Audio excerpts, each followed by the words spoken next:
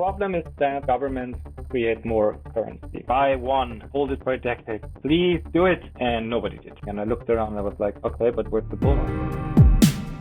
So hello, Dorian. How are you? Hi, Robin. Thank you for having me on. So today we have a first episode where the guest, so you, Dorian, chose to be completely private. My first question would be, why is it important for you? And would you recommend that for all the people, or is it just your thing? Like, why are you doing that?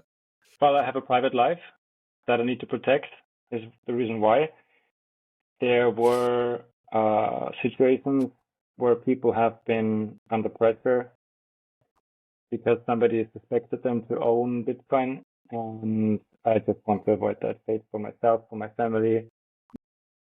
But I still want to share my insights with people listening to this podcast, for example. And this is the kind of, middle ground that I choose to walk. Oh, and that's perfect. And how much, if for a normal person, how much privacy would you say is enough privacy? Like some go the extreme route, say no interaction at all. For some, maybe even a podcast like that for you would be too much, giving from your private life. But how much privacy for the normal person would be enough privacy? I think it depends on your profile. If you're somebody who got involved relatively late and you have no problem with telling people that, then I think you're probably fine with revealing much more about yourself. But if you're somebody who's been in Bitcoin for longer, then people will expect that you have a big stack, and that puts a target on your back. So if you're, let's say, 20 years old, you're probably fine. Like, nobody's gonna give a damn about you. But it's a different thing. If you're 20 and you brag about having made a killing in the altcoin market, then it might be a different story. So I think it depends on a number of factors, basically what you're comfortable with and how much you have to lose or protect.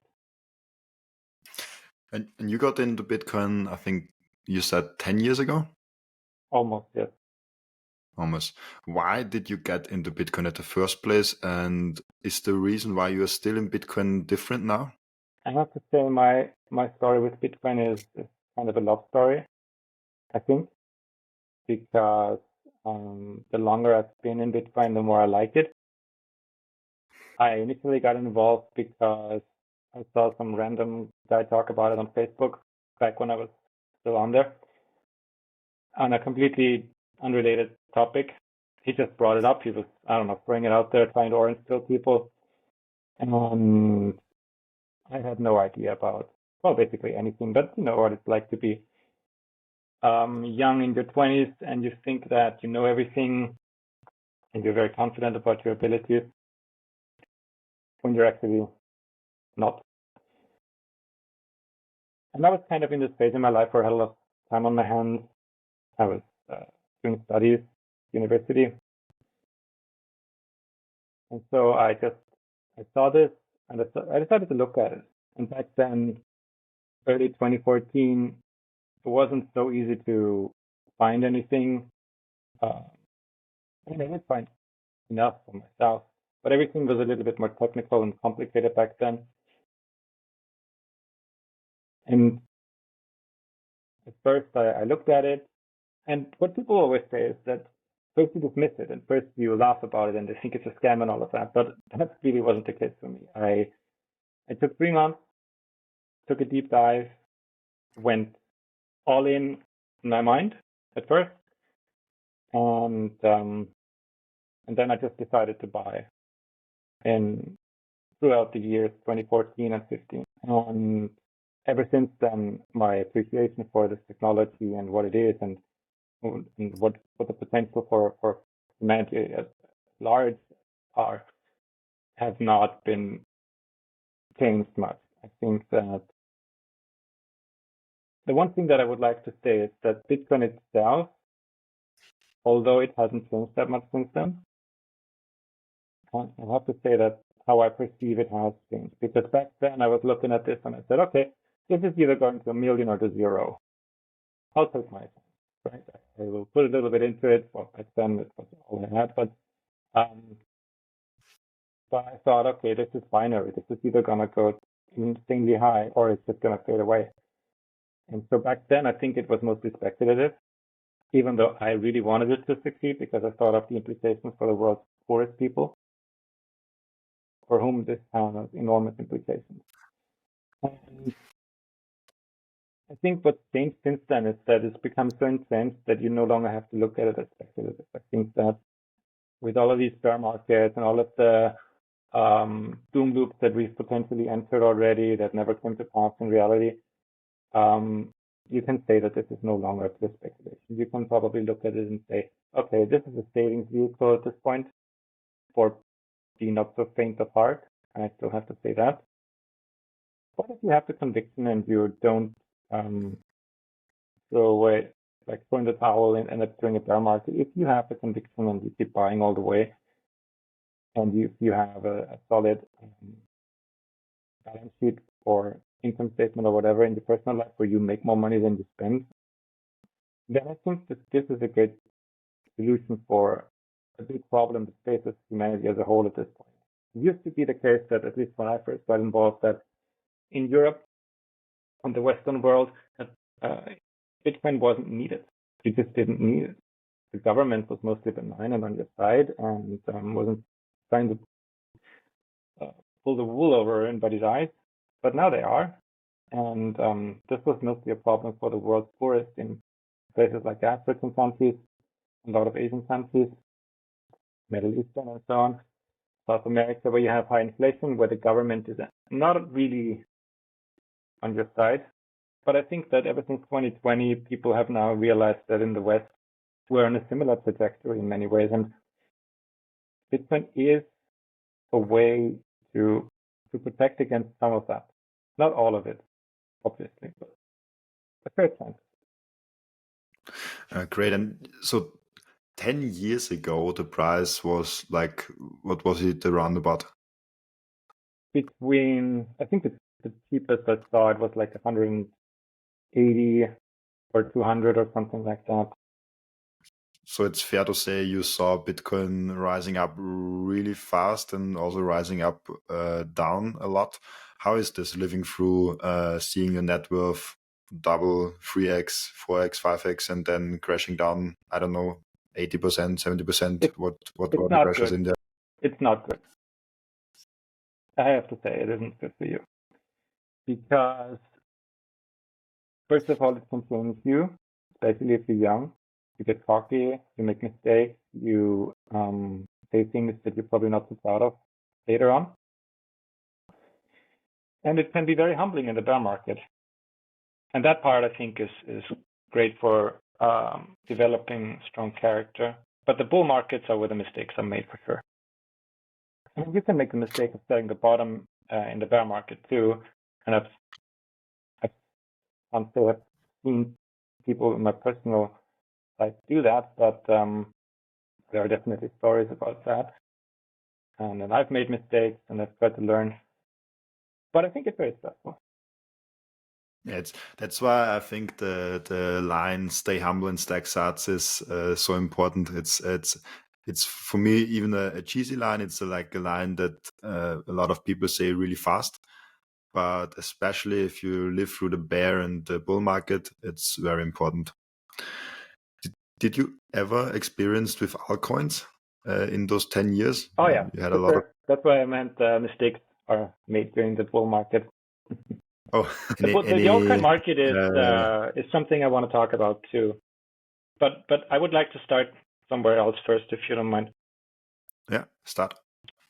Okay, so we were just talking about the bear markets, and I want to give my 2 cents on how to survive them, because they can be very brutal, especially if like for most people, this is what happens, right? They get attracted to the rising price, they get in and it drops. They're exit liquidity for the big guys, and then they're looking at staring at a loss for God knows how long, 3 years sometimes. So I'm guessing because most people don't have the wisdom to just use the bear market to buy more, and especially because if you get hyped, You buy in the bull market, you don't have any dry powder to put into the market. So these can be grueling. How do you survive that? Well, I think you have to think about two parts. The first part is that there's two sides of problem that we're looking at here. The problem has cost, which is inflation, the creation of currency, and the solution, which is to opt out and go into Bitcoin. And we can talk about all the reasons for inflation, why there will be more of it in a moment. But when you're in Bitcoin, you have to remember that you are not part of the problem. You are part of the solution. And I think this is what gives people hope, what makes them stronger, what makes them keep their endurance. Because I've said it before, right? And I've been asked this many times, would you rather Bitcoin succeeds, but you make no money off of it, or it fails, but you become rich? And I told them again and again that I would rather not make any money off of this if it means that it succeeds and we can become freer as a species. And so I think that being on the right side of history and being able to look in the mirror and say, okay, I really did what I could, and I was doing this not just for myself. And this is what it means. Like if the bear markets they suck really, and they can be very humbling for the individual. But you have to know that you're not alone in this. There are other people out there. They are showing the same strength, and together you will get through this. And when you come outside at the other end, you know that you were being part of the solution. And you get stronger each cycle with that. Probably, but the cycles also they become less and less painful, I would say. I was very lucky to find out when I did, because I was able to buy almost the entire bottom of the 2014-15 bear market. Had I known about Bitcoin 1 year earlier, I might have gotten wrecked in a big way, because we had the huge run up to 1,000 and then down to 200, and who knows what would have happened. So I got very lucky with that. But now we can talk about now that we talked about the solution and how you can be part of that, and now we have to talk about the problem. So, right? So what is the problem? The problem is that governments create more currency, and more and more and more, right? And what does that do? They call it inflation, and or actually they call the effects of this, they call that inflation. They call the increase in prices inflation, and try to pull the wool over our eyes that way. What it really is a tax on the poor, because if you're rich, then you actually quite like this inflation. You like the creation, because it pushes up the value of all the things that are scarce, which are owned by the rich, right? They own the stocks, they own the real estate, and that's the stuff that goes up to. And they don't care if milk suddenly costs twice as much as it did before. But if you're poor, you don't own any of the things that go up with inflation. You only have a fixed income, which tends to not go up with inflation, at least not as much as it should. And that is why inflation isn't really a tax. It's a tax on the poor, and people have to understand that. And because the poor tend to be the ones that are financially illiterate, they don't know that this is happening. They can feel it more so now than ever, but they don't know that they are being conned here in particular. And so the government like to levy taxes that people don't resist. Because if you suddenly came out and you increase the value-added tax or other taxes that are more specific, then people would resist them more. When you think about 2020 and what they did then, is that inflation can feel good at first. You know, people like staying at home, still getting paid. They did. But now they have to pay for it. And there's a time lag between, and so people can't make the connection unless we educate them and point this out. There's other reasons for why inflation is the preferred tax of governments. For example, it pushes people into higher tax brackets. And, you always have a delay in the cost of living adjustments for pensioners, for example. So they have to live with higher costs, and then they get the raise a year later. In the meantime, the government benefits. And also, and this is, I think, underappreciated, is by how much productivity gains help governments create inflation. Because if you can pay your bills with printed currency, the prices would have gone down because productivity has gone up, but if they still have, people don't notice. And there's a cool website that you can look at. It's called WTF-happened-in-1971.com, where you can look at it. Ever since the world has gone up the gold standard, you've had incredible productivity gains that were not captured by raising by higher wages. And that, I think, is not a coincidence. Then you have, one important reason that I'd like to add is that the system that we currently have as a financial system requires increasing levels of currency, because this is something that we have to credit Mike Maloney for pointing this out. At least that's how I learned about it. When you have new currency being created, you have to pay that back with interest. But where do you take that money to pay the interest, right? It doesn't exist. So you have to create more currency to pay the interest. And that puts you eventually on a path to hyperinflation, because eventually you cannot pay the interest unless you create more currency. And I think that the higher interest rates are, the stronger this effect can become. And so even though higher interest rates that we have right now might put a temporary brake on inflation because it encourages people to spend less and save more, I think in the long run, those higher interest rates will necessitate higher inflation. But I would be happy to be corrected on that. I'm not 100%. But if we assume that high inflation means that we get high inflation also in the future, this means that we will crash eventually with the fiat system. Do you see that coming in the next 50 years, 10 years, or is it something that can be kicked down the road a long time? When I first learned about all of this, I was like, I have to tell everybody. And if I figure this out, then, tomorrow everybody's going to know, because I'm not that smart. And so everybody else is going to know this too. And how come I learn about this and nobody else has? So this is going to crash tomorrow, right? And then you get older and you look around and you explain the stuff to people and you see the blank stares, and the next thing they talk about is the game. Then you realize, okay, this is probably going to go on a lot longer than I thought. And so right now I'm very pessimistic about all of this. I mean, I used to be of the opinion that I'd rather have it crash now than later, rather than sooner than later, because I thought then it wouldn't be as bad. But I think we've gotten to the point where it's going to be terrible no matter when it pops.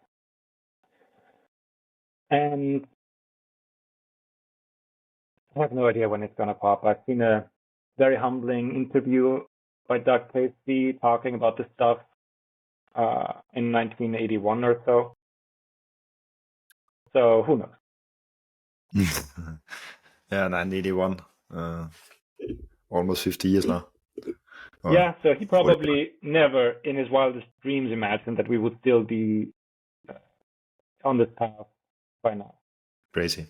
And if we come now back to the numbers, they are getting, actually, let me just add this, the numbers are getting crazy large. So if you think about the United States of America, they just added 1 trillion, and people don't appreciate this number of new debt in the last quarter in a supposedly strong economy.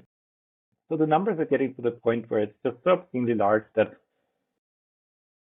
Trump at least talked about paying down the debt. I think he was the first one in a long time, but I don't think even he would talk about that anymore. I think that nobody in their right mind would even say that that's a remote possibility. I think that everybody at least behind doors, closed doors, they would say, okay, there's only one solution to this, and that's inflation. That's not really a solution because it destroys society. And you can see this all around us. Destitution is just off the charts. I think it's underreported, but a lot of people are just getting poor real quick right now. Is CBDC a possibility for the government to keep it on longer? Does it help them to keep it running longer? Probably, yeah. I think so. I think that's the plan, right? I think that they're pushing a lot of people into poverty, and then they offer the solution, hey, you can pay your bills, but you have to use a government script for that. I think that's the plan. And when we now come back to why Bitcoin, why no altcoin, why no gold, why no stocks, why no everything else, like why is Bitcoin now the perfect solution and why isn't it like all the others? I think Bitcoin is the best solution. It's not the perfect one. It's not the only one. People tend to ignore the fact that people are different. So for my parents, for example, I would never get them into Bitcoin in a big way because they just need something that doesn't fluctuate as much in value. And I think gold works better for them than it would than Bitcoin would. You have to be able to stomach the bear market. You have to not get cocky in the bull market. And I think that's something that's very unique to each person. I think gold is going to protect people just fine. But it has to be in your own possession and it has to be real. And this is something that I think works fine for older people. I think that it would be responsible to onboard older people unless you explain everything in detail to them. They understand it, they can take self-custody, and they know what they're doing, and that's difficult. And so I think gold is going to work just fine. It just doesn't have the upside potential that Bitcoin has. But it will protect and has protected people from falling into destitution and being debased for a long time. With altcoins, it's a different story. I think with altcoins, the probabilities are overwhelmingly against you. There's a huge number of reasons for why that is. And I think that what people have to keep in mind is that you can't buy altcoins. You just can't buy them. You can buy specific altcoins, but you can't buy the ones that are going to go up next because you don't know which ones are going to do that, right? We have to look at how many there are. There's millions at this point. People can make them out of thin air, and they do. And I think that the odds are just really stacked against you if you try to play in that casino. You can play it safe. You can just ignore them all, and you can just focus on the one that has the test of time better than all of the others. It's called the Lindy effect. The longer something has existed, the more likely it is to continue to exist in the future. And that one is definitely on the side of gold. On the one hand, that is why people like it so much. But it's also on the side of Bitcoin when it comes to digital currency.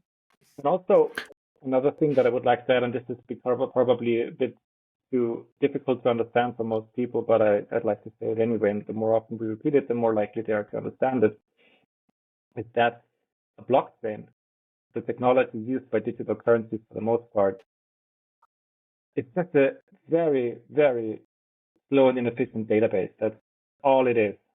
And people think that the blockchain is going to solve every problem. It's not. The blockchain itself is very boring and useless. It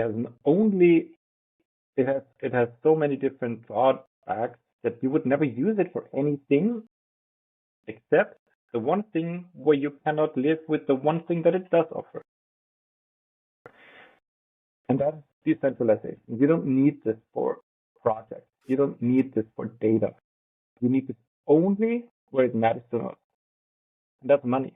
Because money is half of every transaction out there. Money is the most important technology that we have because it is required for civilization to function. We cannot coordinate big projects such as running a modern economy at all if we don't have a way to communicate value. and express that in numbers, which is why even though as bad as national currencies are, they're still around because we just couldn't function without them. And I think that people could appreciate this point a little bit more. And they would probably understand that you only need a blockchain for money, nothing else. And when you look at the history of money, you see that there's so many different currencies. And the only reason they still exist is because the government forced people to hold them and use them. But I think absent those decrees, there would only be one currency because you just have the apex currency, the United States dollar, and there's so many countries that use the dollar even though they don't have any reason to, other than the fact that they need a functioning money. And so I think that you can see this with gold and silver too. When both were still used as money, you had relatively stable exchange rates, but ever since they both stopped being money, silver just went down against gold because it's just the inferior currency. It has a higher, the stock to flow ratio favors gold. So you can see the same thing with Bitcoin and the altcoins. I think in the long run, it's that these altcoins will go up against Bitcoin. They pop up here and there, but over the long run, they go down because Bitcoin's hardness is just ever going to increase, and the altcoins all compete with each other. You have to remember that. I think to some extent they compete with Bitcoin, especially when it comes to speculation, but I don't think that they compete at all on the savings front of things. Yeah, and I think once you get really educated on Bitcoin and the technology behind it, you realize that only Bitcoin makes sense, and you're more likely like there's for me different stages you go through. Like the first stage, oh, Bitcoin, cryptocurrency. Then you may have, oh, I have Bitcoin and some others as a insurance for example, Ethereum and Cardano and stuff like that. But as you go on, at least for me, it was like that. You see, like, oh, only Bitcoin actually makes sense because this is sound money. And I realized that last year, what you said with the blockchain, because it's an inefficient way to store data. I'm myself a software developer, and a lot of people know that's the future of video games and stuff like that. But I don't think so, because there will be a point where those tokens lose value. Then we have to realize that blockchain is not the best way to store the data of the video game, and it would be more efficient and economically viable to just use a normal database. And yeah, so but let's see where this goes. But I completely agree with you. And maybe for Bitcoin now, you saw the last 10 years, you know about gold's history with thousands of years of history, and the Lindner factor, where as longer it exists, the longer it's likely to exist. How far are we have come on the Bitcoin side? Like, where are we right now? Are we really early? When you see gold's history that long, why did we went so fast also on Bitcoin? I think we haven't come very far at all. We certainly come further than I mean, I didn't write this down back then. I wish I had. I'm not sure if we exceeded my expectations or we missed them. I don't know. I don't think we're very, very far ahead in all of this, but I think that 2020 accelerated everything, and especially the confiscation of assets that we've seen in the wake of the Ukraine war. I think these things have accelerated stuff a lot. And I think that big changes are now happening behind closed doors that you will not know until a while in the future. But I think people are discussing this stuff. I mean, think about it. The Central Bank of Iran is buying all of the Bitcoin mined there, at least they say they are, or at least that's what their dictate is. and they're using it to pay for imports because Iran has lots of restrictions, can't really use any other currency, but Bitcoin can't be stopped. And especially if they mine the blocks themselves, they can include them in the blockchain, and so they can't be censored either. And I think the more, I mean, this is a big country. Like, how many millions of people are there? 60 million or something, or 80? I'm not sure. But lots of people living there. And they're economically weak and unimportant. But I think that other people are going to look at this and say, okay, what if our stuff gets confiscated? What if we get on the wrong side of the powers that be? And do we need a backup plan? You have a small country, I think it's Bhutan, I'm not sure. They have a lot of hydropower and they're mining Bitcoin, have done so for years. They've just recently disclosed that. And you have El Salvador. They are stacking, and it was always going to be the small and poor countries first. The ones with excess energy that they don't know what to do with. That was definitely my prediction. So obviously, and I think I have to say this because there's nothing new under the sun. As they say, everything I say pretty much isn't my thoughts. This is stuff that I've picked up over the years. I have to credit people like Andreas Antonopoulos and Stephanie Murphy and Adam B. Levine for educating me, and Stuart DeMister and people like that, because I'm basically just parroting what they said. So I don't want to give up the impression that I'm just genius at all. What they said, and what I will tell you now is what I agree with, is that it was always going to be the small nations that were going to adopt Bitcoin first. And they were going to skip some of the steps that we in the West took. So if you think about telephone landlines, we have them, but we don't use them anymore. And poor countries never got them. They went straight to wireless technology. And so I think it will be similar here. The poor countries where Bitcoin is going to prosper first. Because at least until 2020, it wasn't necessary to do that here in the West. So that is part of how far we've come. I think there's always been some perversion going on in financial markets where you have futures and futures ETFs, which make no sense at all. And you're going to have an ETF at some point, I think. What I really like about Bitcoin is that it doesn't care. Like, you can make an ETF, people can buy it, people can store it, people can sell it, whatever. It doesn't fit the vision of Bitcoin at all. That is just pure speculation. And I think it's going to do us a huge disservice. Honestly, I think that the ETF is a net negative for Bitcoin, because even though it means that we might become richer than we otherwise would be, I think it's a distraction, and I think that it will, because you can't withdraw from that as far as I know. You can't do anything with it except borrow against it. And so I think that this is not something we should be cheering for. It's not something we should be happy about. It just misses the point completely, in my opinion. Oh, interesting. Yeah, like the pros for Bitcoin spot ETF, in my opinion, or what I saw till now, is that it brings a lot of marketing budget to it, because there will be more spot ETFs. They will make events. They will try to convince everybody to invest their money with them. Like BlackRock is competing with Fidelity with all the others. So I think it will bring a lot of attention to Bitcoin.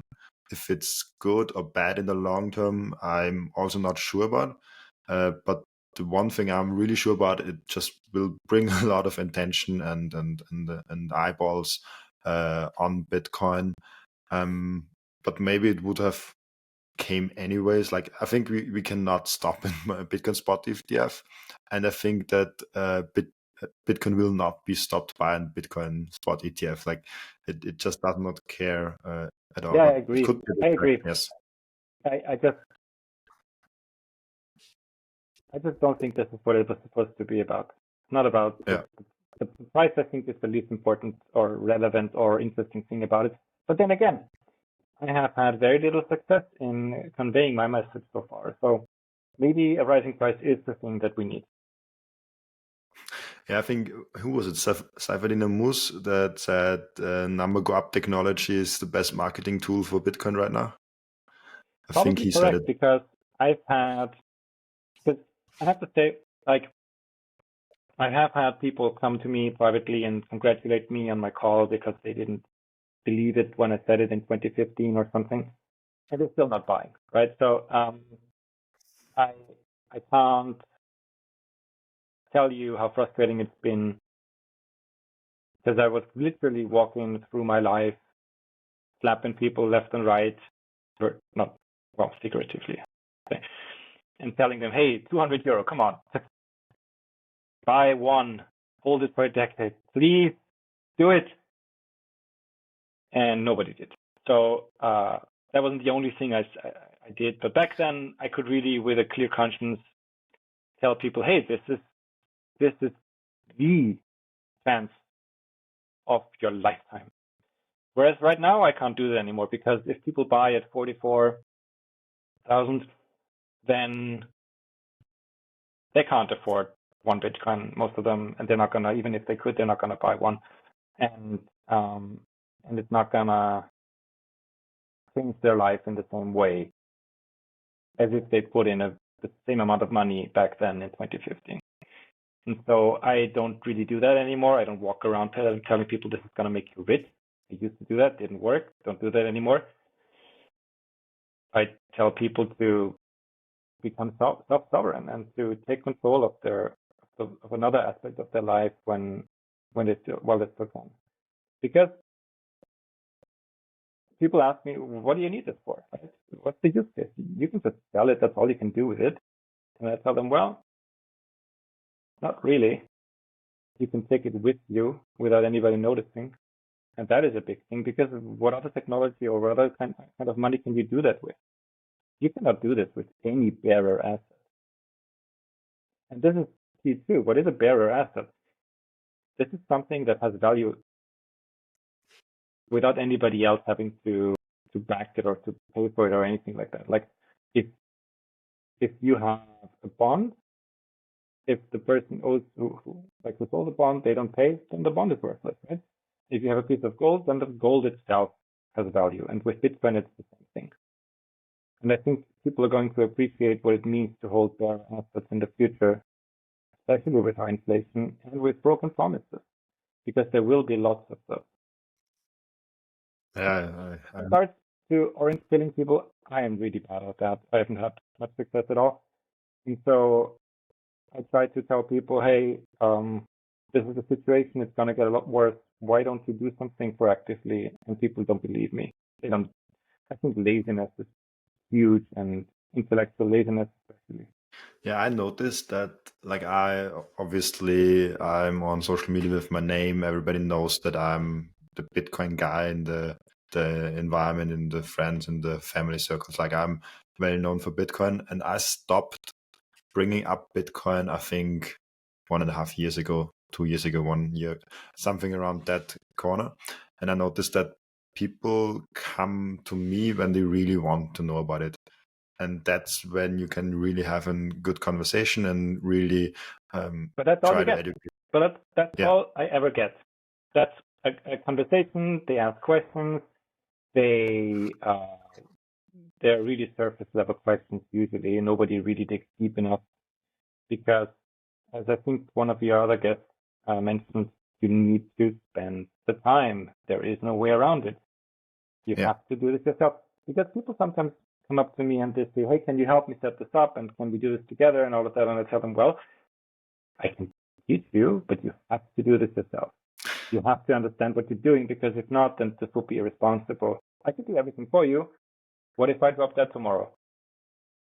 You have no way of accessing your money. So I want people to learn, and maybe this is why I've had so little success, is because I insist that people do the work themselves. Yeah, and then this is important. I think it was Alessandro Ottavani, who was my first guest actually, and he said people should not have a valid opinion on Bitcoin if they did not spend the time. And I think he used the time 250 hours on Bitcoin, on sound money, on Bitcoin, on the history But that's of money. intimidating. People don't do that. People are lazy. Only a really few select people actually do that. Like 99% of the people don't. You're completely right. Yes. How long did it take you to learn enough? And when was that? I first saw Bitcoin 2017, and I did not learn a lot about it. I was a stock investor, had Tesla, Apple, all the tech stocks. Had also a lot of luck because I made with Tesla, I think, I don't know, 1,000% or something. Was really lucky, but I did not put a lot in back then. And because I was successful in the stock market, people were asking me in 2020 more and more about Bitcoin. And I wanted to prove other people wrong that Bitcoin is shit. No, I wanted to prove other people that Bitcoin is shit. Like I wanted to find arguments against Bitcoin. Oh, that's And funny. in my passionate search for that, I like how I did it. I was Friday, Saturday, Sunday. I did not have any plans, and I was like, okay, this weekend, this is a Bitcoin weekend. I want to learn about Bitcoin and why it's shit. Like I really went with that mindset into this weekend, and I came out on Sunday and was like, oh shit, maybe it is something. And I bought on Monday a little bit, like 100 euros I put in, and 1 year later I was all in. Because each week I learned a little bit more. I watched the So you were podcast. lucky enough to buy in the bear market of 2018? 2018? No, I bought 2020 Okay. first time. There So was some great opportunities there as well. 2017, I heard about it, Mm-hmm. but I needed 3 years to hear more about it. And then I started the research. Like I needed 3 years to even begin with the research. Oh, And okay. 3 years long, I dismissed it Well, completely. I have to say that this was also the most difficult time for Bitcoin, in my opinion, 2017, because um, the distractions were insane. If you think the 2021 bull market was crazy, it really wasn't. So in 2017, we had IPOs, which we didn't see this time around. And the types of gains that you saw with coins like Shiba Inu, etc., were everywhere. Like in 2017, you could not buy the wrong altcoin. They were going up like crazy, all of them. It was just totally bonkers. And also the drop that came later was spectacular and very humbling. This is why this most recent peak, 69K, 67K, took me by surprise, because I remember the 2017 market and how everybody was behaving, and I looked around and I was like, okay, but where's the bull market? Like, where's the craziness? Where are the people that are doing all of these stupid things and saying all of this madness? And I didn't come across anybody this time around, so I was like, this is nothing. This is gonna keep going. And so I didn't expect the drop to occur when it did. Oh, okay.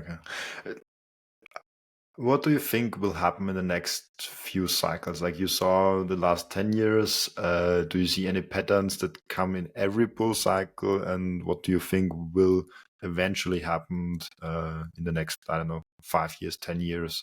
Obviously, you don't know the future either, but what do you think could happen?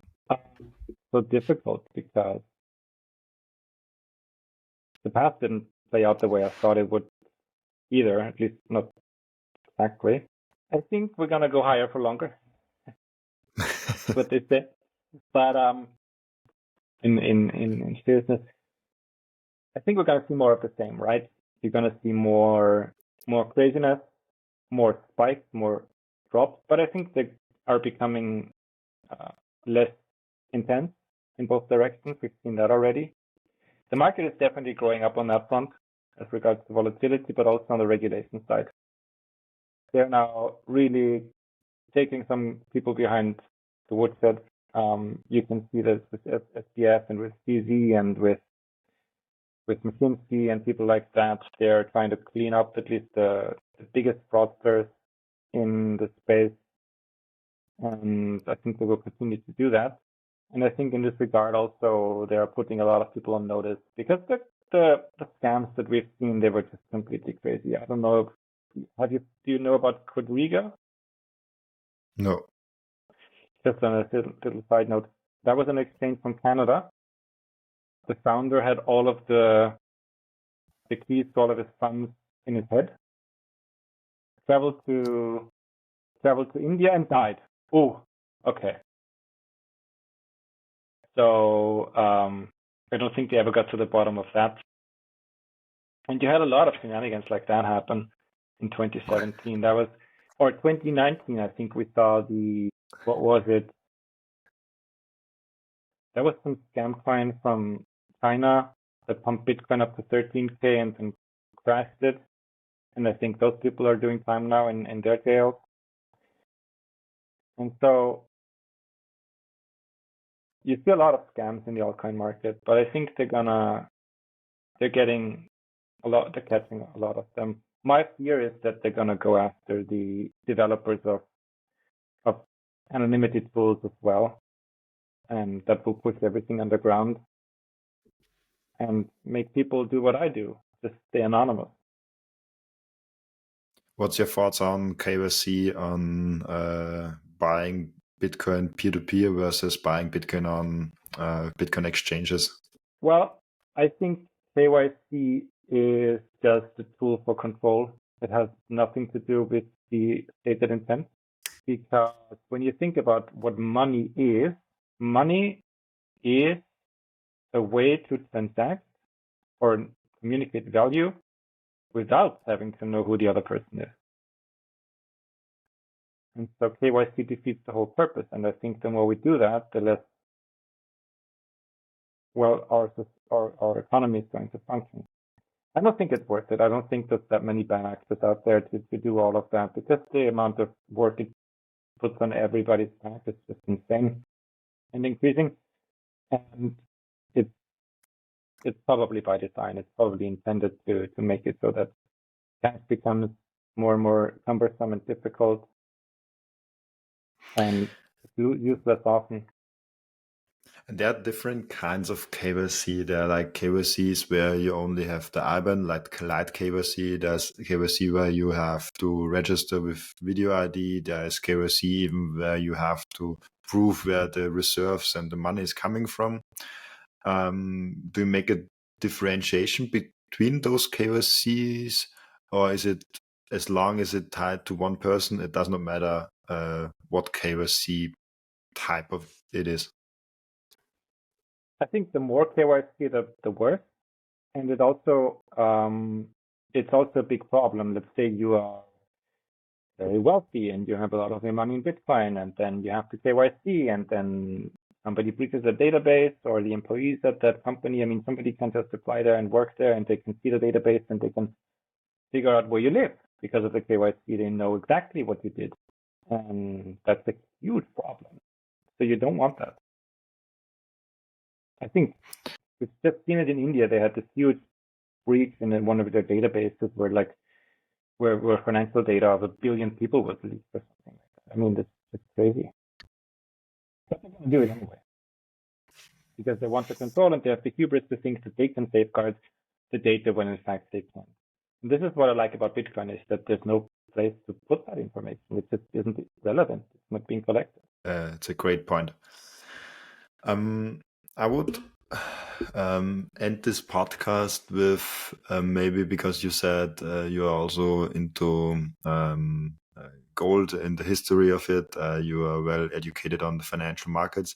Where do you see, besides from Bitcoin, the whole financial markets going? Where do you see the prediction on the macro? Or like what are the macro outlooks right now for you? I think we're at a very critical point right now because we're in the middle of a banking crisis that is not being talked about enough, because bank stocks have stopped crashing, people think that it's fine, but it's not. Interest rates have gone up a lot, and that pushed down the value of the bonds that these banks have been forced to buy a lot. Right now, they can still swap them, at least in the United States, they can swap their bonds for par, which means if they have a bond that's worth half as much as it was when they bought it, they can basically give it to the Federal Reserve for a year and get the cash that they originally paid for it, even though it isn't worth that much anymore. And that is still going on, and I think it will end in March. And that's when I expect them to either come up with some new strategy, new funding program or whatever to save the banks, because if they don't, they're all going to crash again. Because you have to think about what's happening here. The customers have begun taking their deposits out of these banks and putting them into bigger banks where they feel like the money is safer, and you can do this electronically these days. So a lot of the smaller banks have had to use this facility, and they park their treasuries that are worth a lot less now at the Federal Reserve, and they got cash for it. But there's a limit to how long they can do that, at least with the current situation as far as I'm aware. So by March, I expect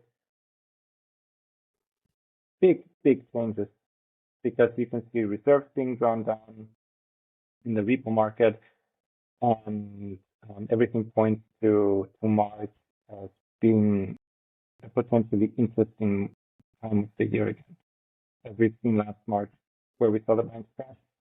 I think we're going to see something interesting this time around. I think this time they might not be caught as much off guard.